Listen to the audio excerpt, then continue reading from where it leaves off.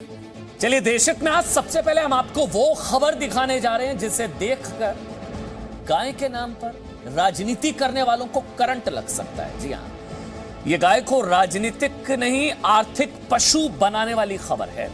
यह खबर गोबर धन से जुड़ी हुई है। बिल्कुल ठीक आप सुन रहे हैं, आपने सही सुना, गोबर धन।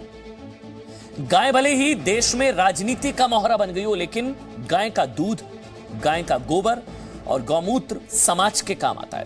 गाय के गोबर से देश के किसानों की आर्थिक तरक्की का रास्ता खोलने वाली यह खबर वैदिक पेंट से जुड़ी हुई है।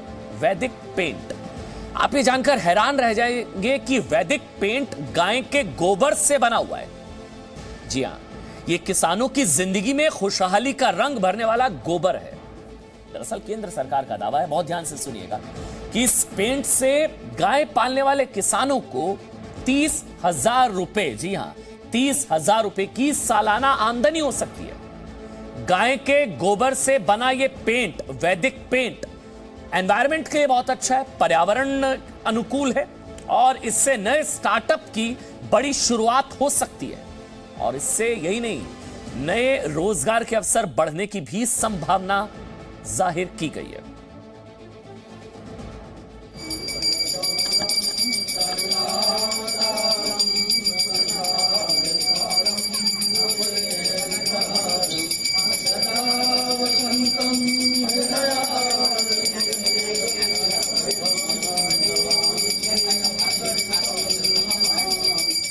मकर संक्रांति पर यह भारत की संस्कृति, आध्यात्म और परंपरा की पूजा की तस्वीरें हैं।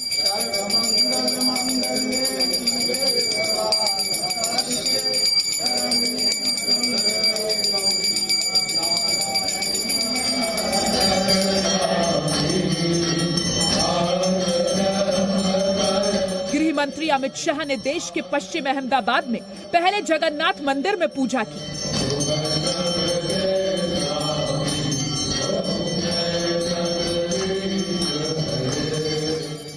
और इसके बाद गाय की।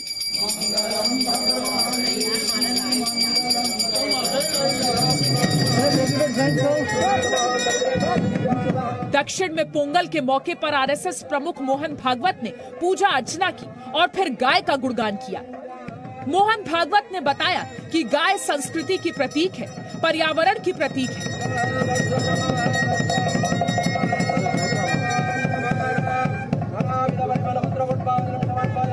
अपने लिए काम करने वाले पशु, उनके प्रति भी हम कृतज्ञता है। और हमारे लिए काम कौन करता है? सभी काम करते हैं। तो गौ एक प्रतीक है पूरे पर्यावरण का। पूरे पर्यावरण के लिए हम कृतज्ञता व्यक्त करते हैं। ये साल भर करना है, आज प्रतीक रूप में किया।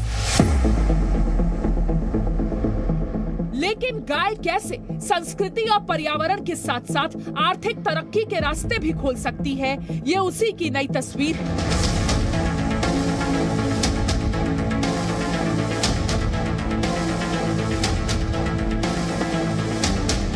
आप ये सुनकर शायद हैरान हो जाए, शायद ये सुनकर आपको विश्वास न हो कि दीवारों पर जो पेंट हो रहा है वो गाय के गोबर से बना है।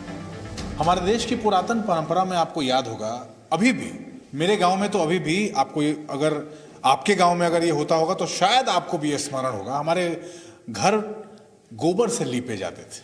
गोबर को गीला करके पूरा घर उससे लीपा जाता था, उससे पोता जाता था। और वो परंपरा, जैसा हम कह सकते हैं इसको, कि हम लगातार बैक टू बेसिक्स की बात तो करते हैं।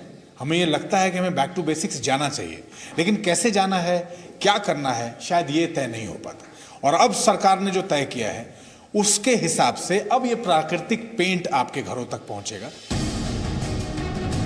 ये पेंट खादी ग्राम उद्योग की कोशिश है। दावा है कि ये पेंट सिर्फ दीवारों पर ही नहीं बल्कि पर्यावरण और किसानों की जिंदगी में भी रंग भरेगा। दावा किया गया है कि ये पेंट न सिर्फ इको फ्रेंडली है बल्कि एंटी बैक्टीरियल यानी जीवाणु रोधी भी होगा। इसके अलावा पेंट में कई और खूबियां भी हैं। इस प्राकृतिक पेंट में जो गुण है उसमें अष्ट लाभ कहा जा रहा है। इस प्राकृतिक पेंट के साथ सरकार ने कहा अष्ट लाभ, और उस अष्ट लाभ में इन पेंट में जो 8 चीजें जो आपके लाभ के लिए हैं, ये एंटीबैक्टीरियल है, एंटी फंगल है, इको फ्रेंडली है, नेचुरल थर्मल इंसुलेटर है, कॉस्ट इफेक्टिव है, फ्री फ्रॉम हेवी मेटल्स है, नॉन टॉक्सिक है एंड ऑर्डरलेस है। यानी कि ये अष्टलाभ। वैदिक पेंट नाम से लॉन्च इस खादी इंडिया के प्रोडक्ट को केंद्रीय मंत्री नितिन गडकरी ने लॉन्च किया था, लेकिन ग्रामीण अर्थव्यवस्था को मजबूत करने और किसानों की कमाई बढ़ाने के लिए गोबर पेंट का आइडिया था केंद्रीय मंत्री गिरिराज सिंह का। गाय के गोबर से पेंट बनाने पर काम उस वक्त शुरू हुआ था जब गिरिराज सिंह के पास लघु और मध्यम उद्योग मंत्रालय था। ये मेरे मन में तड़प है जिसको गडकरी जी ने और केवीआईसी के चेयरमैन विनय सक्सेना ने इसको मूर्त रूप दिया। आज एक बड़ी बड़ी कंपनी जो कॉमर्शियल पेंट की कंपनी है उसके बराबर का अच्छा, उससे अच्छा पेंट, प्राकृतिक पेंट, बेस गोबर बनाया है। केंद्र सरकार का दावा है कि वैदिक पेंट से गाय पालने वाले किसानों को साल में 30,000 रुपए तक की आमदनी होगी। सरकार इसके लिए गाय पालने वालों से 100 रुपए प्रति किलो के हिसाब से गोबर खरीदेगी और इसके लिए जल्द ऐसे पॉइंट्स विकसित किए जाएंगे जहां किसान आकर गोबर बेच सके। मात्र 3-4 दिन के बाद ही हमारे पूरे देश में एडवर्टाइजमेंट्स आने शुरू हो रहे हैं जिसमें हम लोगों से आग्रह कर रहे हैं कि आप आइए, इस टेक्नोलॉजी को लीजिए, हमसे ट्रेनिंग लीजिए और अपने इन यूनिट्स को लगाइए। कुछ लोगों के कान पर अगर ओम शब्द पड़ता है तो उनके बाल खड़े हो जाते, गाय शब्द पड़ता है तो उनके बाल खड़े हो जाते हैं। उनको लगता है देश 16वीं 17वीं शताब्दी में चला गया। ये पेंट गोबर से गोवर्धन बनाने की दिशा में बड़ा कदम है, यानी सीधे सीधे गाय अब किसानों की जिंदगी में रंग भरेगी और भारत में 60,000 करोड़ के पेंट उत्पादन के बिजनेस में भी बड़ा हिस्सा बनेगी। अमित प्रकाश के साथ ब्यूरो रिपोर्ट, जी मीडिया। अब जानते हैं भारत सरकार चाहती है कि गायें जो है वो ग्रामीण अर्थव्यवस्था यानी कि रूरल इकोनॉमी का हिस्सा बन जाए। जो हम काउ इकोनॉमी बार बार सुनते हैं ना, तो वो सरकार चाह रही है कि गायें ग्रामीण अर्थव्यवस्था का हिस्सा बन जाएं, क्योंकि गाय सिर्फ दूध के लिए उपयोगी नहीं है बल्कि गाय का गोबर और गोमूत्र भी आमदनी का जरिया है। देखिए, गाय के गोबर से पेंट बनाने की शुरुआत हो चुकी है, अभी हमने आपको बताया। इसके अलावा गाय का गोबर जैविक खेती के लिए फायदेमंद है, ये सब जानते हैं। गोमूत्र से कीटनाशक और फिनाइल बनाया जा रहा है, ये भी हो रहा है। बल्कि ये नहीं, अमेरिका ने तो गौमूत्र उत्पादों से जुड़े 4 पेटेंट ले लिए। अमेरिका ने गाय के गोबर से 50 मिलियन टन लकड़ी की बचत है। ये अमेरिका की स्टोरी आज की। इसके अलावा आज की एक और बड़ी खबर देखिए, देशहित में हम आपको अब जो दूसरी खबर दिखाने जा रहे हैं उस पर सोशल मीडिया पर काफी चर्चा हो रही है। औरंगजेब और एनसीईआरटी ट्रेंड हो रहे हैं। जानते हैं क्यों? क्योंकि एनसीईआरटी में औरंगजेब प्रेमी गैंग का खुलासा एक आरटीआई से हुआ। एनसीईआरटी के इन डिजाइनर इतिहासकारों ने 12वीं क्लास की इतिहास की किताब में सांप्रदायिकता के सुल्तान औरंगजेब को सेकुलर बताया। एनसीईआरटी की 12वीं की किताब के इतिहास से मजाक करते हुए लिखा गया कि औरंगजेब ने मंदिर बनवाए, महिमा मंडन औरंगजेब का।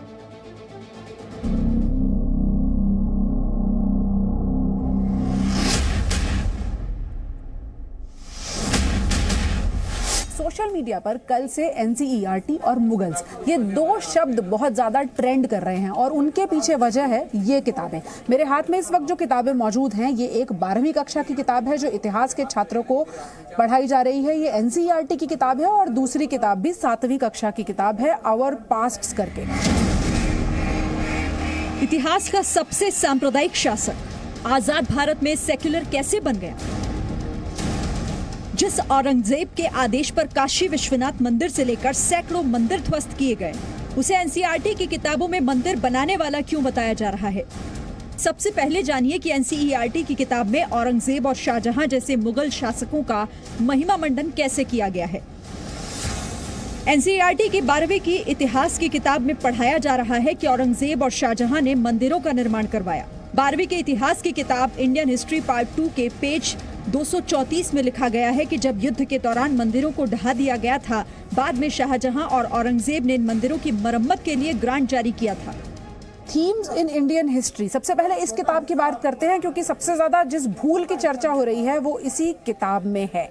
इस किताब के पेज नंबर 234 में साफ साफ लिखा है, all Mughal emperors gave grants to support the building and maintenance of places of worship, यानी कि जो भी पूजा के घर ढहा दिए गए थे उनको फिर से ठीक करने के लिए और रिपेयर करने के लिए मुगल बादशाहों ने ग्रांट दी, ये बताया उन्होंने। और इसको हिंदी में भी जब छापा गया तो उसमें भी यही लिखा कि सभी मुगल बादशाहों ने उपासना स्थलों के निर्माण और रखरखाव के लिए अनुदान दिए। यहाँ तक कि युद्ध के दौरान जब मंदिरों को नष्ट कर दिया जाता था तो बाद में उनकी मरम्मत के लिए अनुदान जारी किए जाते थे। और ये भी लिखा है कि ऐसा हमें शाहजहां और औरंगजेब के शासनकाल में पता चलता है। एनसीईआरटी की किताब में ये भी साफ साफ नहीं लिखा है कि भारत के मंदिर औरंगजेब के आदेश पर तोड़े गए, लेकिन ये जरूर लिखा गया है कि औरंगजेब और शाहजहां ने मंदिरों की मरम्मत के लिए ग्रांट जारी किया। आजाद भारत के इतिहास के एक झूठ का खुलासा एक आरटीआई से हुआ था। आरटीआई में पूछा गया था, theme of Indian history part 2 के पेज नंबर 234 के दूसरे पैराग्राफ में एनसीईआरटी ने किस सोर्स से ये लिखा है कि जब युद्ध के दौरान मंदिर तोड़े गए तो शाहजहां और औरंगजेब के शासन में पुनर्निर्माण के लिए आर्थिक सहायता दी गई। आरटीआई में ये भी पूछा कि एनसीईआरटी बताए कि औरंगजेब और शाहजहां ने कितने मंदिर दोबारा बनवाए। जवाब में एनसीईआरटी ने कहा कि उनके पास इसकी जानकारी नहीं है। तो सवाल यह है कि एनसीईआरटी के वो डिजाइनर इतिहासकार कौन हैं जिन्होंने आजाद भारत में सांप्रदायिकता के सुल्तान को सेक्युलर बनाकर पेश किया। एनसीईआरटी क्यों छात्रों से औरंगजेब को लेकर झूठ बोलती रही? एनसीईआरटी की पुस्तकें जाने माने विद्वान लिखते हैं, जो अपने अपने विषय के विशेषज्ञ होते हैं, उन्हें बुलाया जाता है, वो लिखते हैं और उसके बाद सारी प्रक्रिया है, उसका संपादन होता है, प्रिंटिंग होती है, कई स्टेजेस पे देखी जाती है और देश भर से लोग आते हैं, लिखते हैं। तो एनसीईआरटी संस्था के रूप में आप अपेक्षा करें कि हर चीज़ का डॉक्यूमेंट उनके पास होगा तो वो सही नहीं होगा। वो अपने विशेषज्ञों पर निर्भर करते हैं। इसका उत्तर विशेषज्ञ से पूछना चाहिए था, यानी उस लेखक से पूछना चाहिए कि इसके सोर्स कहाँ पर हैं, किन पुस्तकों से लिया है, कहाँ से उन्हें लिया है, और तब संभवतः उसका उत्तर सही मिल जाता। अब सवाल ये है, एनसीईआरटी ने जिस आरटीआई के जवाब में अपनी भूल मानी है वो पिछले साल 18 नवंबर का है, तो अब सोशल मीडिया पर औरंगजेब और एनसीईआरटी क्यों ट्रेंड हो रहे हैं? इसका जवाब है कि इतिहास की भूल पर मंगलवार को राज्यसभा सांसद विनय सहस्त्रबुद्धे की अध्यक्षता में एक मीटिंग हुई थी, जिसमें इतिहास की सभी भूलें सुधारने की मांग की गई।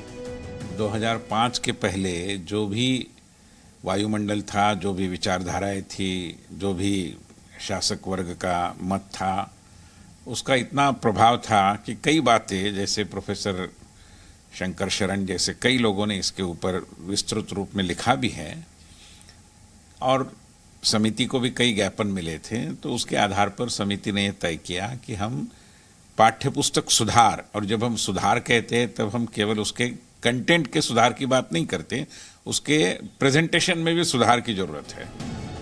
देश में इतिहास की भूलें सुधारने की शुरुआत होगी तो देश का वो इतिहास भी बदल जाएगा जिसमें अकबर को महान बताया जाता है और मंदिर तोड़ने वाले औरंगजेब को मंदिर के लिए दान देने वाला।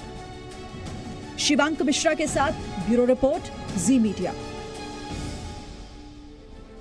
देखिए, एनसीईआरटी में बैठे औरंगजेब प्रेमी लोगों को हो सकता है हमारी ये रिपोर्ट काफी बुरी लग रही होगी, लेकिन इतिहास तो तथ्यों पर होता है, वो आपकी परसेप्शन पर थोड़ी ना होता है, आपकी सोच पर थोड़ी ना, वो तो तथ्य है। हमारे इस रिपोर्ट को वो लोग भी झूठा बताने की कोशिश करेंगे जो औरंगजेब को सांप्रदायिक सौहार्द की मिसाल बताते हैं, जो भारत में सांप्रदायिकता के सुल्तान, जी हां, सांप्रदायिकता के सबसे बड़े सुल्तान औरंगजेब को सेकुलर महान बनाने वालों के लिए हमारे पास एक और बड़ा सबूत है, और यह सबूत है खुद औरंगजेब। जी न्यूज के पास औरंगजेब के आदेश का हिंदी अनुवाद है। इस आदेश में काशी विश्वनाथ मंदिर तोड़ने के आदेश दिए गए थे, बनवाने के नहीं, मंदिर तोड़ने के आदेश।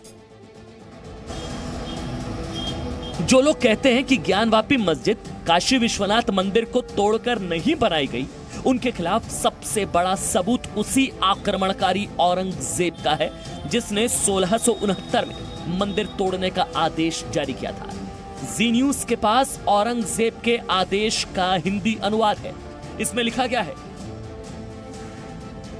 औरंगजेब को यह खबर मिली कि मुल्तान के कुछ सूबों और बनारस में बेवकूफ ब्राह्मण अपनी रद्दी किताबें पाठशालाओं में पढ़ाते हैं और इन पाठशालाओं में हिंदू और मुसलमान विद्यार्थी और जिज्ञासु उनके बदमाशी भरे ज्ञान विज्ञान को पढ़ने की दृष्टि से आते हैं। धर्म संचालक बादशाह ने यह सुनने के बाद सूबेदारों के नाम यह फरमान जारी कर दिया कि वो अपनी इच्छा से काफिरों के मंदिर और पाठशालाएं गिरा दें। उन्हें इस बात की भी सख्त ताकीद की गई कि वो सभी तरह की मूर्ति पूजा, संबंधित शास्त्रों का पठन पाठन और मूर्ति पूजन भी बंद करा दें। इसके बाद औरंगजेब को यह जानकारी दी जाती है कि उनके आदेश के बाद 2 सितंबर 1669 को काशी विश्वनाथ मंदिर को गिरा दिया गया। अच्छा, एक चीज है देश में, जिन भी लोगों को औरंगजेब सेकुलर लगता है ना, उन लोगों को ना चांदनी चौक के शीशगंज साहिब गुरुद्वारा एक बार जाना चाहिए। सिखों के 9वें गुरु गुरु तेग बहादुर की हत्या औरंगजेब ने करवाई थी और जहां उनका सर काटा गया था वहीं चांदनी चौक में आज शीशगंज गुरुद्वारा साहिब है। जिनको औरंगजेब सेकुलर लगता है ना, एक बार जाएं शीशगंज गुरुद्वारा, उनको समझ में आ जाएगा औरंगजेब कितना बड़ा हत्यारा और था कौन। अब देशहित में बात राहुल गांधी की, और ये सवाल ये कि क्या राहुल गांधी राजनीति सिर्फ अपने एंटरटेनमेंट के लिए करते हैं क्या? कांग्रेस किसान आंदोलन का समर्थन कर रही है, लेकिन विदेश टूर के बाद राहुल गांधी की फर्स्ट अपीयरेंस हुई। जी हां, आ गए राहुल गांधी मदुरई में, फर्स्ट अपीयरेंस। राहुल गांधी मदुरई जल्लीकट्टू का कार्यक्रम देखने गए थे, जबकि कांग्रेस 2016 तक जल्लीकट्टू के कार्यक्रम को जानवरों पर अत्याचार बताकर विरोध कर रही थी।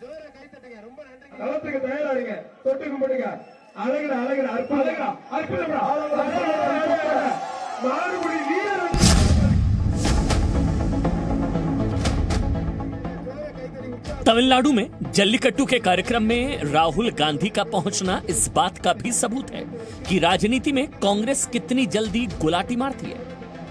पोंगल के मौके पर मदुरई पहुंचे राहुल गांधी ने जल्लीकट्टू कार्यक्रम पर क्या कहा, पहले ये सुनिए। फिर आपको जानना चाहिए कि जल्लीकट्टू की जिस परंपरा में राहुल गांधी को तमिल संस्कृति के दर्शन हो रहे हैं, वो कुछ वक्त पहले तक कांग्रेस को कैसे अत्याचार लगता था।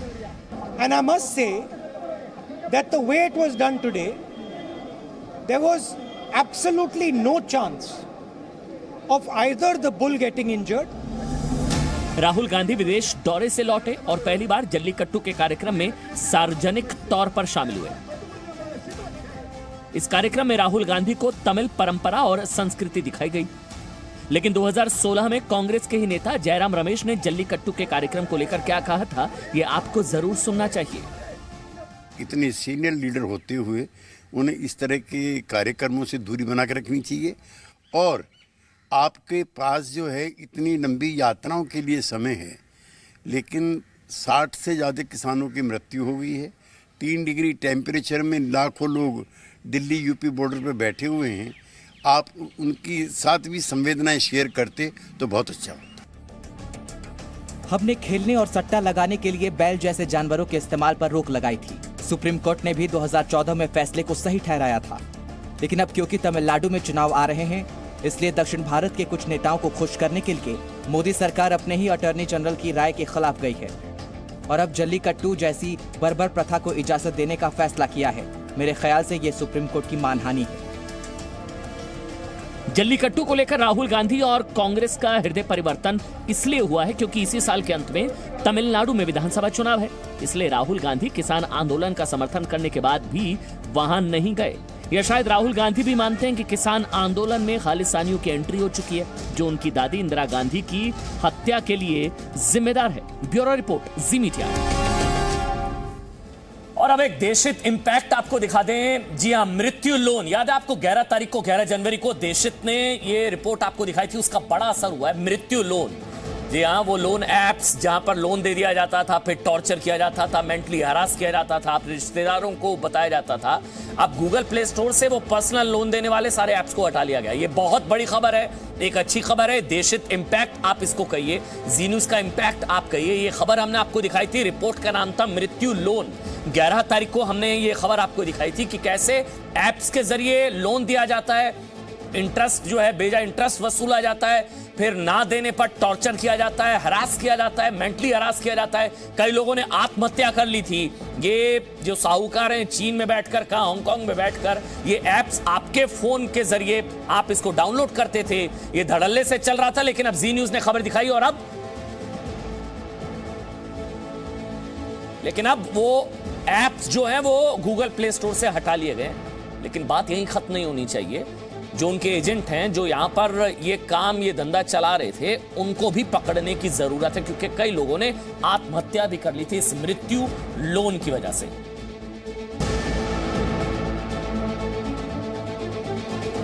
नमस्कार, देशहित देख रहे हैं आप। मैं हूं आपके साथ शीरी। विश्व का सबसे बड़ा टीकाकरण अभियान शुरू होने में अब सिर्फ 36 घंटे 30 मिनट ही बाकी हैं। 36 घंटे 30 मिनट बाद भारत में कोरोना वैक्सीन लगाने की शुरुआत हो जाएगी। प्रधानमंत्री नरेंद्र मोदी 16 जनवरी को सुबह 9 बजे वैक्सीनेशन कार्यक्रम का आरंभ करेंगे। पहले दिन 3 लाख हेल्थ वर्कर को वैक्सीन दी जाएगी। लेकिन पहली वैक्सीन किसे दी जाएगी और क्या प्रधानमंत्री हमेशा की तरह 16 जनवरी को चौंकाने वाले हैं, इस पर हमने एक रिपोर्ट तैयार की है। लेकिन उससे पहले एक जानकारी आपको देना चाहते हैं कि कल से आपको मोबाइल की कॉलर ट्यून पर अमिताभ बच्चन की आवाज सुनाई नहीं देगी।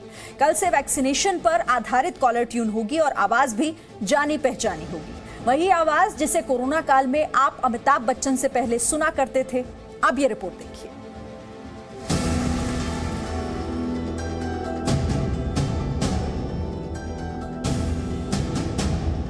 16 जनवरी से हम दुनिया का सबसे बड़ा टीकाकरण अभियान शुरू कर रहे हैं।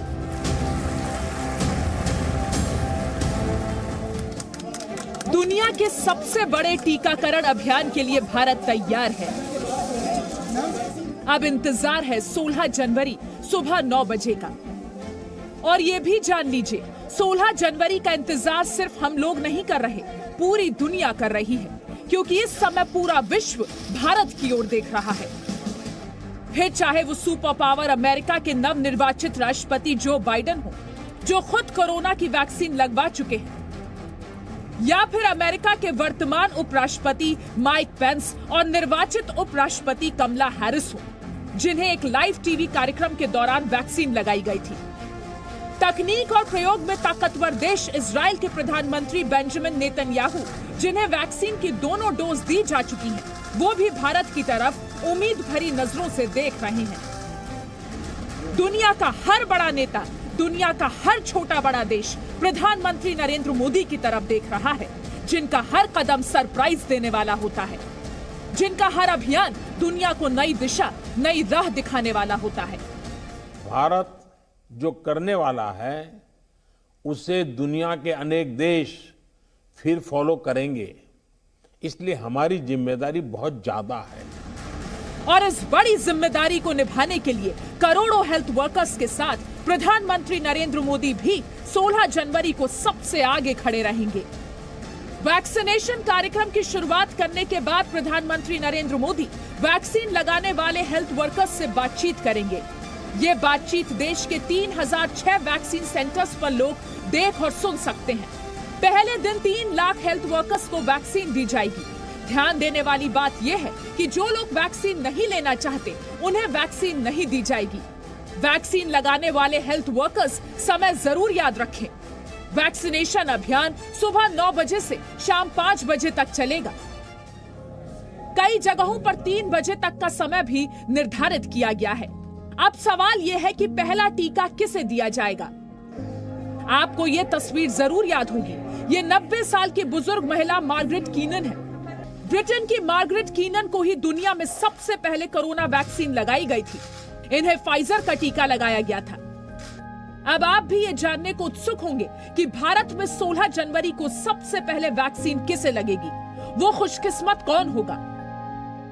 हमारे साथ डॉक्टर संदीप बुद्धिराजा हैं। इनका भी नाम जा चुका है, कौन सी लिस्ट में आएगा ये कहना मुश्किल है। लेकिन डॉक्टर बुद्धिराजा, आज आपसे ये सवाल है कि बहुत से लोग जिनका नाम गया है लिस्ट में कि वैक्सीन लगनी है, वो डरे हुए हैं, तो आप कितने तैयार हैं वैक्सीन लगवाने के लिए? नहीं, मैं तो पूरी तरह तैयार हूँ। मैं बहुत इम्पेशेंटली वेट कर रहा हूँ कि 16 तारीख आए। और उसमें हाँ, ये हमें अभी मालूम नहीं कि कौन से दिन नाम आएगा, लेकिन पूरी तरह से प्रिपेयर्ड हैं। एंड जैसे ही नंबर आएगा बिल्कुल जाएंगे लगवाने के लिए वैक्सीन। 3 लाख लोगों में वैक्सीन लगाने वाला देश का पहला व्यक्ति कौन होगा, ये अभी भी सरप्राइज है और इसके लिए आपको 16 जनवरी सुबह 9 बजे का इंतजार करना होगा। ब्यूरो रिपोर्ट, जी मीडिया। तो 16 जनवरी को सुबह 9 बजे से वैक्सीन लगाने की शुरुआत हो जाएगी। ये जानकारी तो आपको मिल चुकी है, लेकिन वैक्सीनेशन के लिए जो लोग वहां जाएंगे उन्हें वहां पर कितना समय देना होगा, किन प्रक्रियाओं से होकर गुजरना होगा, ये रिपोर्ट देखिए।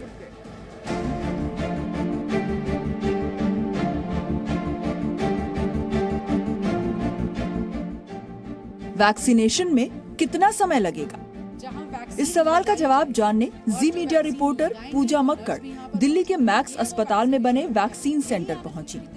वैक्सीन को लेकर पूजा मक्कड़ की रिपोर्ट पर आपको इसलिए सबसे अधिक विश्वास करना चाहिए क्योंकि वो देश की पहली महिला पत्रकार हैं जिन्हें भारत में बनी वैक्सीन लगाई गई।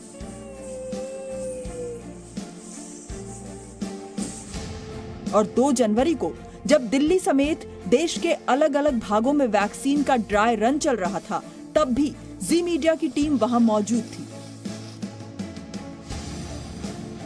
वैक्सीनेशन की पूरी प्रक्रिया के लिए आपको 4 चरणों से गुजरना होगा। आप इसे 4 काउंटर या 4 रूम भी कह सकते हैं। एंट्री जो होगी वो इस जगह पर होगी और उसके लिए यहाँ पर एक सूचना दे दी गई है कि ये वैक्सीनेशन ऑफिसर 1 की जगह है, जहाँ पर कोई भी व्यक्ति जिसको उस दिन के लिए एसएमएस आया है कि आज आपको वैक्सीन लगनी है, वो यहाँ पर पहुंचेगा और यहाँ उस लिस्ट के जरिए उसका नाम वेरीफाई किया जाएगा। पहले काउंटर पर आपको ज्यादा से ज्यादा 5 मिनट लग सकते हैं। उसके बाद आपको रजिस्ट्रेशन रूम में जाना होगा, यानी ये दूसरा काउंटर होगा। अब जहां हम आपको लेकर चल रहे हैं ये रजिस्ट्रेशन डेस्क है। असल में यहीं से असली काम शुरू होगा। कोविन, इस शब्द को आप बार बार सुन रहे होंगे, कोविन पोर्टल, जिस पर सारी रजिस्ट्रेशन की प्रक्रिया पूरी की जाएगी। जो भी आपके डॉक्यूमेंट है उन्हें वेरीफाई किया जाएगा। तो यही डेस्क है जहां पर असल में काम शुरू होगा। रजिस्ट्रेशन रूम में भी आपको 5 से 10 मिनट ही देने होंगे। रजिस्ट्रेशन रूम के बाद बारी आती है वैक्सीन रूम की, जहां वैक्सीन दी जाएगी। ये है तीसरा काउंटर। तो अब हम आपको वो रूम दिखा रहे हैं जहां वैक्सीन लगाई जाएगी और जो वैक्सीन लगाएंगी वो नर्स भी यहाँ पर मौजूद हैं। ये वो वैक्सीनेशन रूम है। यहीं आने से लोग डर रहे हैं सर। ये मोमेंट ऑफ ट्रुथ है।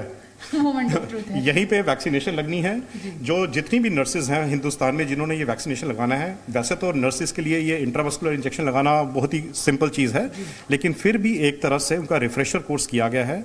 सारी नर्सेज को प्रॉपरली ट्रेन किया गया है कि कैसे सिरिंज निकालनी है, उसको मल्टी डोज वायल से लोड करना है। एक मल्टी डोज वायल में 10 डोजेज होती हैं और फिर सिरिंज को, नीडल को कैसे डिस्कार्ड करना है, तो वो सब इनको सिखाया गया और वो सारी प्रक्रिया इस कमरे में की जाएगी। कितनी डोज लगानी है ये सब आपको बता दिया गया है। हाँ जी, एक्चुअली जो 1 वायल है उसमें 10 डोज पर डोज है एक्चुअली, और हमें कितना देना है हमें और अच्छे से एडवाइस करेंगे डॉक्टर्स, ठीक है। और इसका जो हमें कोल्ड मैनेजमेंट है, कैसे मेंटेन करके रखना है, एक्चुअली वहाँ पे 2 बॉक्सेस होंगे। एक बॉक्स में जो पूरा सिर्फ आइस क्यूब्स होगा और जो दूसरा बॉक्स है उसमें वैक्सीन विद आइस बॉक्स होगा। तो एट अ टाइम पे हमें सिर्फ एक ही वैक्सीन को यूज करना है। वैक्सीनेशन रूम में भी आपको 5 मिनट लग सकते हैं। इस तरह वैक्सीन लगाने तक की प्रक्रिया पूरी करने में आपको 15 मिनट का समय लग सकता है। वैक्सीन देने के बाद आपको 30 मिनट तक ऑब्जर्वेशन रूम में रखा जाएगा। तो ये पूरी जो प्रक्रिया है रजिस्ट्रेशन से लेके बाहर जाने तक कम से अबाउट 45 मिनट लेगी एक आदमी के लिए, एक व्यक्ति के लिए। और इसीलिए सुबह 9 बजे से 3 बजे दोपहर तक का वक्त रखा गया है।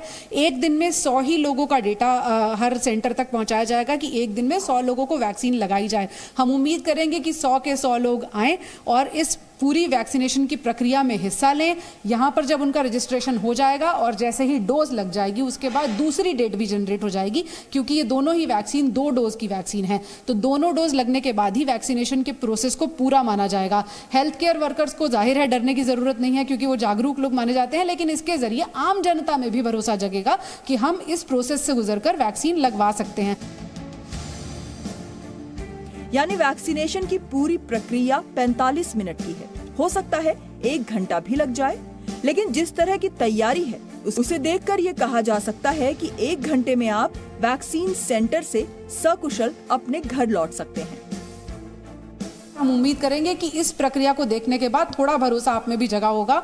इस वैक्सीन से साइड इफेक्ट फिलहाल ना के बराबर रिपोर्ट किए गए हैं। 16 जनवरी को वैक्सीनेशन की प्रक्रिया भी आपको दिखाएंगे और उसके बाद हम उम्मीद करते हैं कि जिसको जरूरत है, जो प्रायोरिटी ग्रुप में शामिल है, वो जरूर इस वैक्सीनेशन की प्रक्रिया में हिस्सा भी लेगा। पूजा मक्कड़, जी मीडिया, दिल्ली। अब इस रिपोर्ट को देखने के बाद आप ये समझ गए होंगे कि दिल्ली में वैक्सीनेशन की तैयारी पूरी हो चुकी है। दिल्ली के मुख्यमंत्री अरविंद केजरीवाल ने आज वैक्सीनेशन की तैयारियों को लेकर जानकारी दी। उन्होंने कहा कि सप्ताह में 4 दिन वैक्सीनेशन होगा, लेकिन बड़ा सवाल यह है कि दिल्ली में वैक्सीनेशन हफ्ते में 4 दिन ही आखिर क्यों होंगे।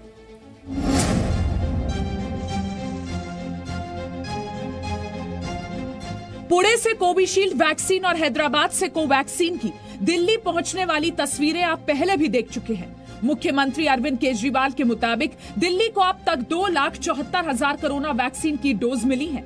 यह वैक्सीन दिल्ली के 1,20,000 हेल्थ वर्कर्स को लगाई जाएंगी। 81 वैक्सीन सेंटर पर वैक्सीनेशन होगा। अब सवाल यह है कि दिल्ली में वैक्सीनेशन हफ्ते में 4 दिन ही क्यों, और किस दिन वैक्सीन लगेगी और किस दिन नहीं, ये खुद अरविंद केजरीवाल से जानिए। 16 जनवरी को 81 जगहों पर वैक्सीन लगाई जाएंगी।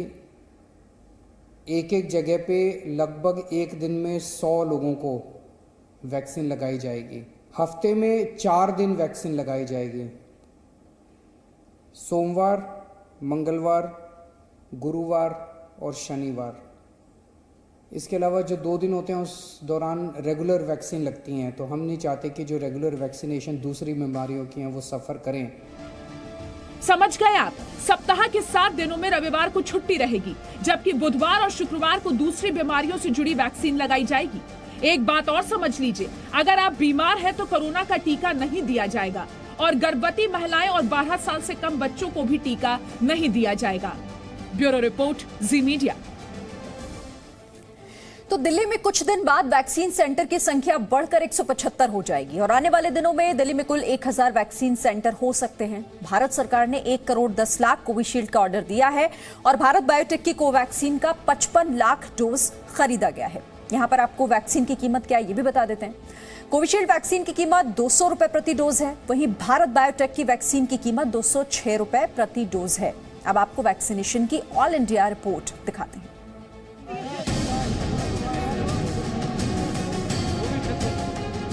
गुजरात के राजकोट में नारियल और फूलमाला से वैक्सीन का स्वागत करते डॉक्टर। छत्तीसगढ़ के रायपुर में वैक्सीन को अगरबत्ती दिखाते हेल्थ वर्कर्स। जम्मू में वैक्सीन की पूजा करते स्वास्थ्य कर्मी। ऐसी तस्वीरें देश भर से आ रही हैं। ये तस्वीरें इस बात का प्रमाण है कि भारत में वैक्सीन का निर्माण भगवान के दर्शन होने के समान है। जरा सोचिए, 16 जनवरी को जब वैक्सीनेशन की शुरुआत होगी तो देश का नजारा कैसा होगा। देश के हर राज्य में रीजनल वैक्सीन स्टोर बना है। 30 राज्य ऐसे हैं जिनमें एक रीजनल कोल्ड स्टोरेज बनाया गया है। 7 राज्य ऐसे हैं जहां 1 से ज्यादा स्टोरेज पॉइंट बनाए गए हैं।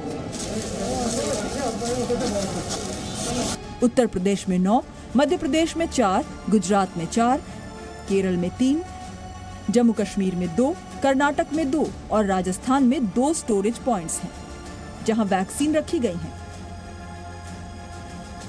देश भर में कुल 28,600 कोल्ड चेन पॉइंट्स हैं जहां पर वैक्सीन रखने का प्रबंध है।